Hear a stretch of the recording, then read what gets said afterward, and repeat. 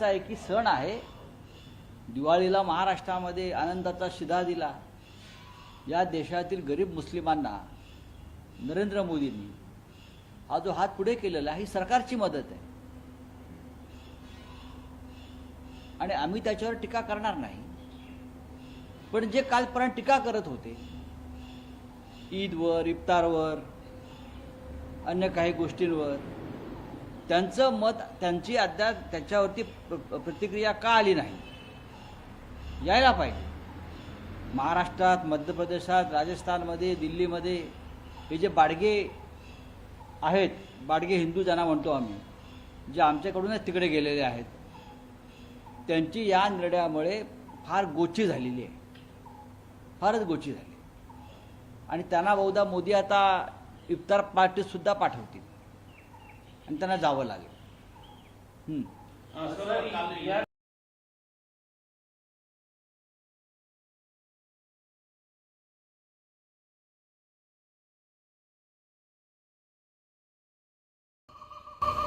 दोन 2029च्या निवडणुकांनी त्या आधीच्या विधानसभा निवडणुकीमध्ये आपल्याला यश मिळणार नाही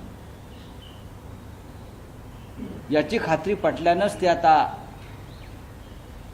अशा प्रकारचे निर्णय घेत आहेत आणि ते जगाला दाखवू इच्छित आहेत, मुस्लिम राष्ट्रांना, की आमच्याकडल्या मुस्लिमांची आम्ही काळजी घेत आहोत, की ते आपली प्रतिमा सुधारण्याचा प्रयत्न करत आहेत. कुणाल कामराबाबतचा वाद अजूनही मिटलेला नाही आहे. उपमुख्यमंत्री एकनाथ शिंदेने एका वेब पोर्टलला मुलाखत देताना म्हटलेलं आहे, सुपारी घेऊन त्यानं हे आरोप केलेले आहेत. खरा गद्दार आणि खुद्दार कोण महाराष्ट्रानं निवडणुकीमध्ये दाखवून दिलेला आहे. बघा, एकनाथ शिंदे काय म्हणतात किंवा त्यांचे लोक काय म्हणतात त्याच्यावरती या देशातल्या अभिव्यक्ती स्वातंत्र्याची व्याख्या ठरू शकत नाही. आपण गद्दारी केल्यापासून जी वक्तव्य करताय ती कोणत्या अभिव्यक्ती स्वातंत्र्यात बसतात? एकनाथ शिंदे आणि त्यांचे लोक ज्या पद्धतीची भाषा वापरत आहेत गेल्या 3 वर्षापासून, ती अभिव्यक्ती स्वातंत्र्याच्या कोणत्या शब्दकोशात बसत आहेत हे त्यांनी सांगावं. कुणाल कामराने गेल्या अनेक काळापासून, अनेक वर्षापासून त्याचे कार्यक्रम हे एका व्यासपीठावर तो करतो आणि त्याने प्रत्येकावरती व्यंग केलेलं आहे. त्याने की एकनाथ शिंदेंवरच केलं आहे का, किंवा अजित पवार किंवा देवेंद्र फडणवीस किंवा मोदींवर केलं का? नाही, त्यांनी राहुल गांधीजींवरती केलेलं आहे, त्यांनी मनमोहन सिंगवरती केलं आहे, त्यांनी सोनिया गांधींवरती केलं आहे, त्यांनी माननीय उद्धवजींवरती केलेलं आहे. राजकारणामध्ये या गोष्टी सहन करायच्या असतात, संयमानं पाहायच्या असतात, ते सोडून द्यायच्या असतात. जोपर्यंत तुमच्यावरती व्यक्तिगत स्वरूपाची टीका किंवा बदनामीकारक टीका होत नाही तोपर्यंत राजकारण्यांनी या टीकेकडे एक मजा म्हणून पाहायला पाहिजे. गेल्या 60-70 वर्षापासून आम्ही अशा प्रकारची व्यंगात्मक कविता किंवा भाषणं, लेखन आम्ही पाहतो आहोत ना.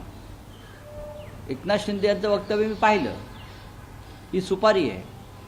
मग राहुल गांधी किंवा काँग्रेसच्या नेत्यांवर किंवा आमच्यावरती जेव्हा अशा प्रकारच्या टीका टिप्पण्या अशा लोकांकडून झाल्या तेव्हा त्या तुम्ही सुपारी दिल्या होतात का? तुम्ही सुपारी दिली होती का? सांगा ना. अनेक यूट्यूबर जे आहेत भारतीय जनता पक्षानं पोचलेले अनेक आहेत, ते आमच्यावर सातत्यानं टीका करत असतात घाणेरड्या शब्दामध्ये. मग त्यांना तुम्ही पोचताय का? तुम्ही सुपारी दिली का? याचं उत्तर त्यांनी द्यावं.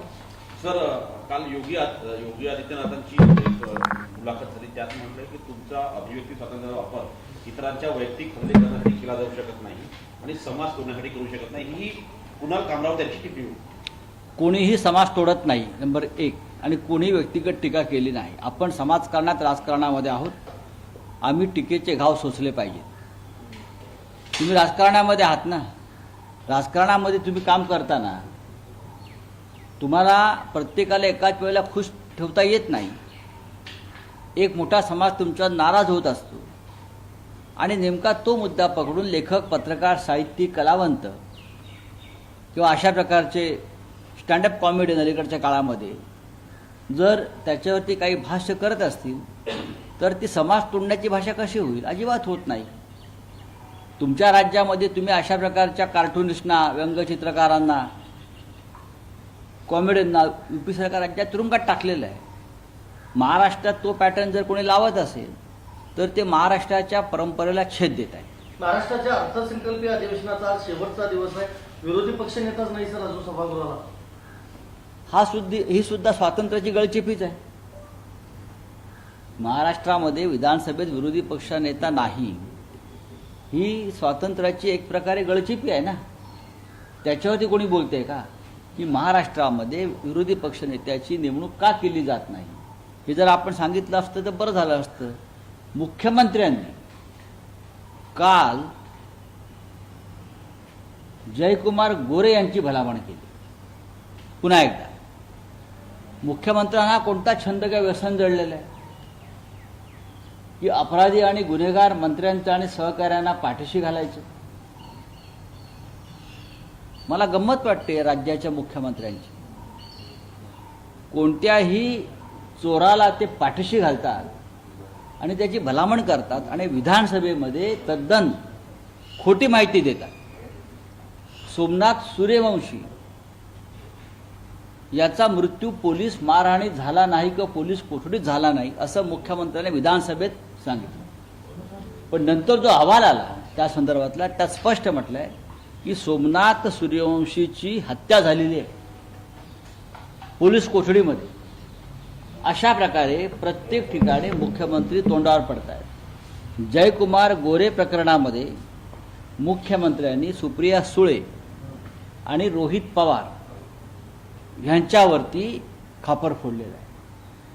हे अत्यंत मुख्यमंत्र्यांचं विधान किंवा मुख्यमंत्र्यांची भूमिका ही चुकीची आहे. जयकुमार गोरे हे काय प्रकरण आहे याचा तपास मुख्यमंत्र्यांनी स्वतंत्रपणे करावा. कालच एक प्रकरण आलंय. जयकुमार गोरे हे ज्या प्रकरणात निर्दोष सुटले असं म्हणतात त्या प्रकरणामध्ये न्यायालयाचा आदेश त्यांनी वाचावा. ज्या महिलेसंदर्भात ठीक आहे, त्या महिलेला तुम्ही अडकवली आहे, खोट्या प्रकरणामध्ये अटक करून तिला तुरुंगात टाकली वगैरे सगळं ठीक आहे. एका मृत व्यक्तीला जिवंत करून या महाशयाने त्याची जमीन लागली. एका मृत व्यक्तीला मागासवर्गीय जिवंत करून त्या व्यक्तीची जमीन लाटणारा मंत्री तुमच्या मंत्रिमंडळामध्ये आहे आणि तुम्ही त्याची भलामण करताय. याचा अर्थ तुम्ही या राज्यामध्ये गुन्हेगारांना पाठीशी घालता. या राज्यामध्ये जे अपराध आणि गुन्हेगारी प्रवृत्ती वाढलेल्या आहेत, वाल्मिक कराडपासून सगळे या तुमच्या टोळ्या आहेत असं मला दुर्दैवाने म्हणावं असं वाटतं. दिशा सालियन प्रकरणामध्ये वकिलांनी थेट तुमचं नाव घेतलंय, उद्धव ठाकरेंचं नाव घेतलंय, आदित्य ठाकरेंचं घेतलंय आणि आदित्य ठाकरे ड्रग्ज व्यापारामध्ये सहभागी आहेत असं ते वकील जे आहेत निलेश ओझा त्यांनी आरोप केलेला आहे. कोर्टात गेले आहेत ना ते, जाऊ ना कोर्टामध्ये बघू ना. माझं नाव घेतलंय किंवा अजून कोणाचं नाव घेतलं त्याच्याविषयी मला चिंता नाही आहे. एखादं प्रकरण खोटं करायचंच ठरवल्यावर खोटी माणसं उभं करणं, खोट्या कथा रचणं, त्याच्यासाठी भारतीय जनता पक्षानं पडद्यामागून ताकद देणं, वकील पुरवणं, वकिलांना पैसे देणं, याचिकाकर्त्यांना पैसे देणं, या सगळ्या गोष्टी गेल्या 10 वर्षापासून या देशामध्ये होत आहेत. त्यातली दिशा सालियनची याचिका आहे, या संदर्भात याचिका. आणि योग्य वेळी आम्ही याचं बिंग फोडणार आहोत. आम्ही मजा बघतोय काय काय चाललंय, कुठे कुठे भेटीगाठी होत आहेत, कोण कोणाशी कोणत्या पद्धतीनं फोनवर बोलताय. फक्त मुख्यमंत्रीच फोन ऐकतात असं नाही, विरोधकांचे आमचे फोन मुख्यमंत्री ऐकतात असं नाही. आमच्याकडेही काही यंत्रणा आहेत, आमच्याकडेही काही माहिती आहे की या सगळ्या मागे, आमच्या सगळ्यांच्या मागे जे षडयंत्र उभं केलं जातं त्याच्या मागे काय काय चाललं आहे याची माहिती विरोधी पक्षाकडे सुद्धा असते.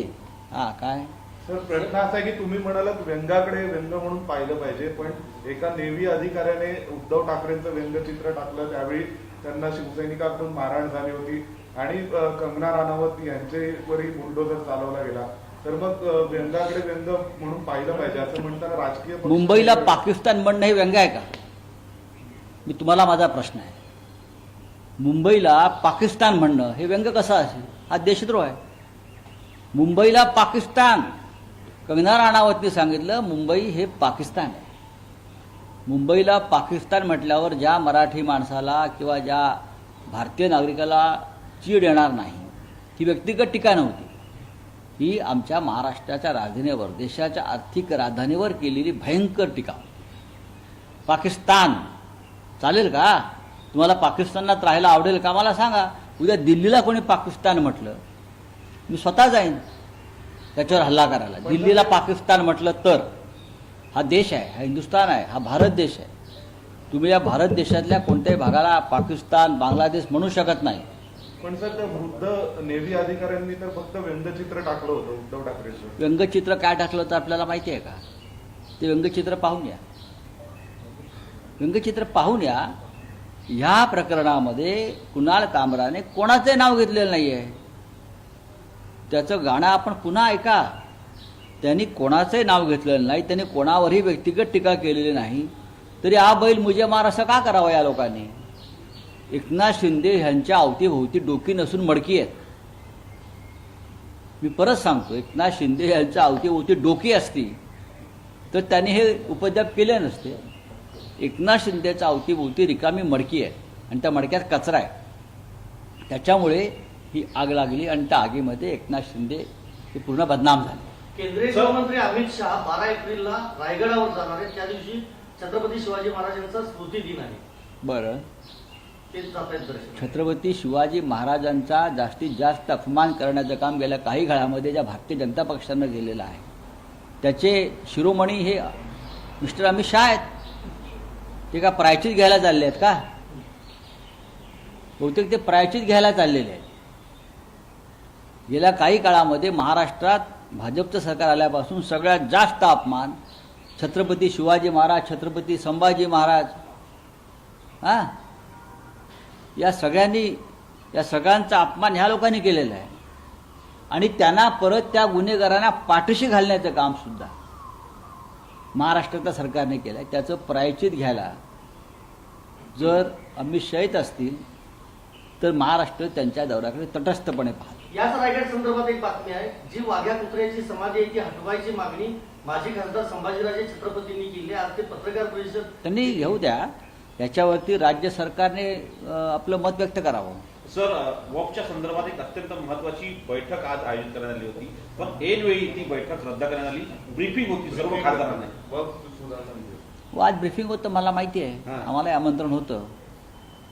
त्याच्याकडे ती का रद्द झाली त्याच्याविषयी माझ्याकडे फार माहिती नाही आहे. चला, थँक्यू. सर, बाबराचे मुघलांचे वंशज प्रिन्स याकूब हबीबुद्दीन त्यांनी मुख्यमंत्र्यांवर टीका. हाँ, बोलो हिंदी. सर हुसैन दलवाई जो कांग्रेस के लीडर हैं, उन्होंने कहा है कि पंडितों ने औरंगजेब को बताया है कि कैसे. देखिए, मुझे मालूम नहीं हुसैन दलवाई जी ने क्या कहा है. हुसैन दलवाई कभी कभी इस प्रकार की बातें, बेहुदा बातें करते रहते हैं.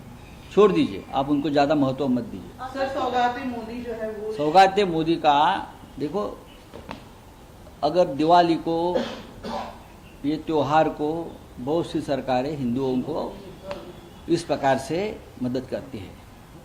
36 लाख मुस्लिम भाइयों को अगर सरकार इस प्रकार से मदद करती है तो उनका स्वागत करना चाहिए. लेकिन कुछ दिनों से महाराष्ट्र जैसे राज्यों में जो ढोंगी हिंदुत्ववादी है वो मुसलमानों के खिलाफ जहर उगल रहे हैं. मैं उनकी रिएक्शन, मोदी जी ने जो सौगात दी है मुस्लिम भाइयों को, मैं उनकी रिएक्शन जानना चाहता हूँ कि क्या आप, मोदी जी का ये सौगात आपको मान्य है? हमने तो स्वागत किया है. इस देश का हर गरीब में चूल्हा जलना चाहिए और त्यौहार मनाना चाहिए, चाहे हिंदू, मुसलमान, क्रिश्चियन, पारसी, कोई भी हो, जैन हो, कोई भी हो.